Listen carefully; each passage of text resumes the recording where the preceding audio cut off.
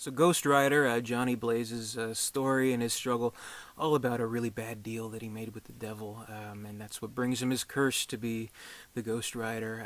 But there are no deals more devilish than the deals made in Hollywood, and Ghost Rider: Spirit of Vengeance, it reeks of obligatory, contractually obligated kind of movies, really. And I had avoided this movie for a little bit. Because when the trailer first came out, this is a couple of years ago now, it kind of looked okay. It looked okay. They're kind of trying to go to the extreme a little bit.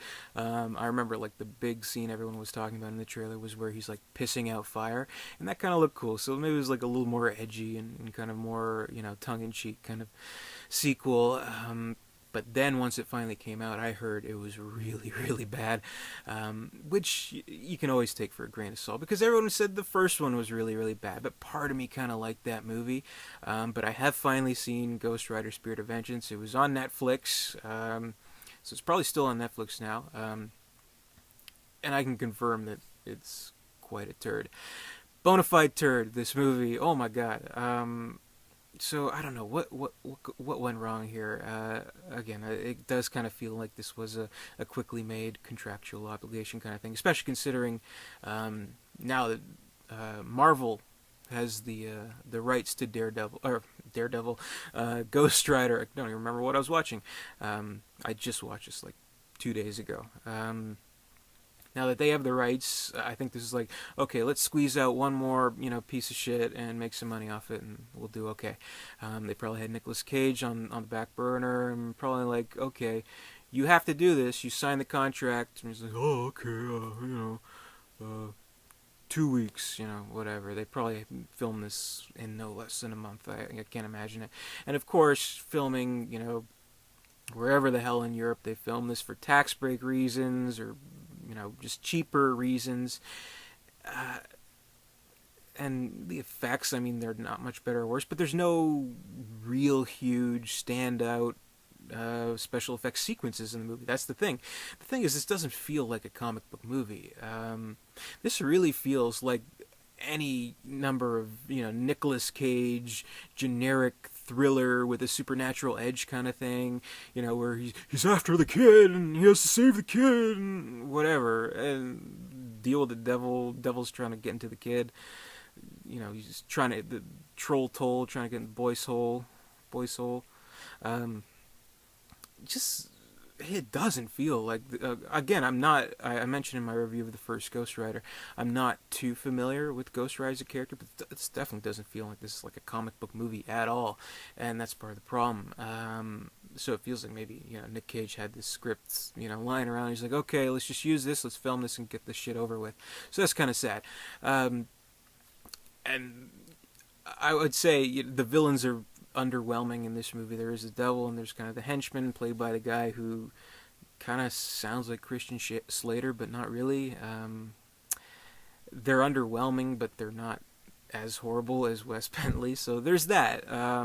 And I thought the effects were decent. They don't use too many effects in the movie, but seeing the skull, the Ghost Rider skull, more kind of charred, and burnt, I think that looks better than like the absolutely clear one. So there's at least that, but that's about it. It's some stupid plot about some kid is really the devil's son, and the devil's trying to get take over and possess him because his body is deteriorating.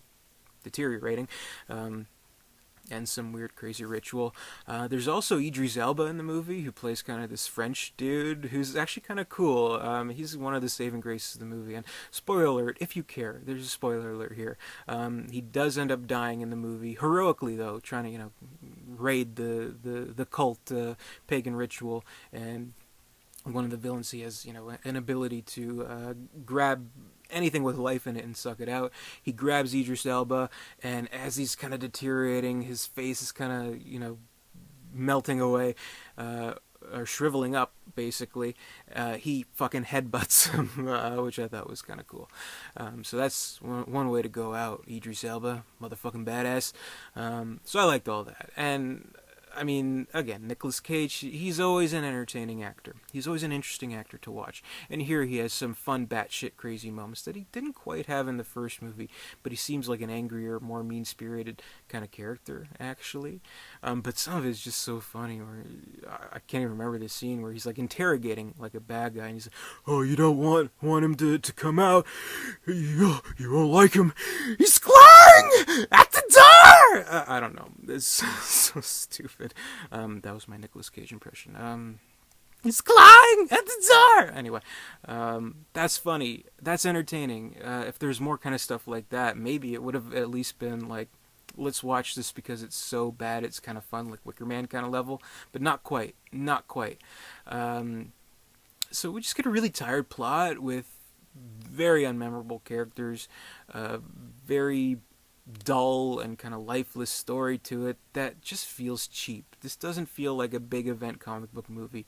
And in an age of Ultron, I guess, we expect more from these comic book movies. I mean, people will complain about something like Age of Ultron, or even myself. I've complained myself about Iron Man fucking 3.